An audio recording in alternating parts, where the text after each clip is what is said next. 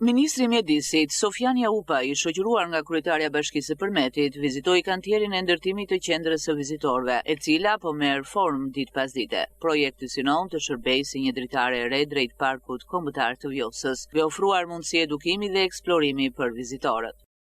Është një lum i cili nuk kalon vetëm në zona natyrore, por ka edhe 7 qytete që përshkon.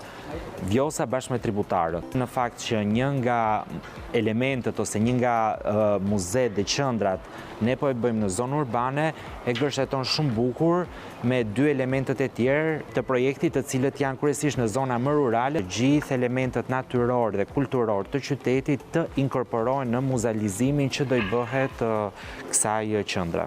Zonat e mbrojtura janë ato orë mjedisore që fëmijët edhe të rinjt kanë më shumë qef. Dhe është një aset në fakt që duhet ruajtur edhe duhet shtuar.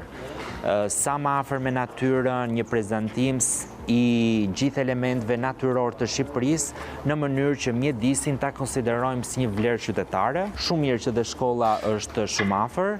Besoj edhe zyra e Vjosës me pjesën e ekipit që do ketë në zonën e Përmetit do angazhohet edhe më tej në edukimin mjedisor. Në kuadër të këtij investimi, po rivitalizohet edhe një nga simbolet natyrore dhe kulturore të qytetit, guri i qytetit, i cili do të kthehet në një muze që bashkon historinë me natyrën, duke krijuar një eksperiencë të pasur për çdo vizitor. Projekti pritet të forcojë turizmin lokal dhe të nxjisë ndërgjegjësimin për ruajtjen e trashëgimisë natyrore dhe kulturore të zonës.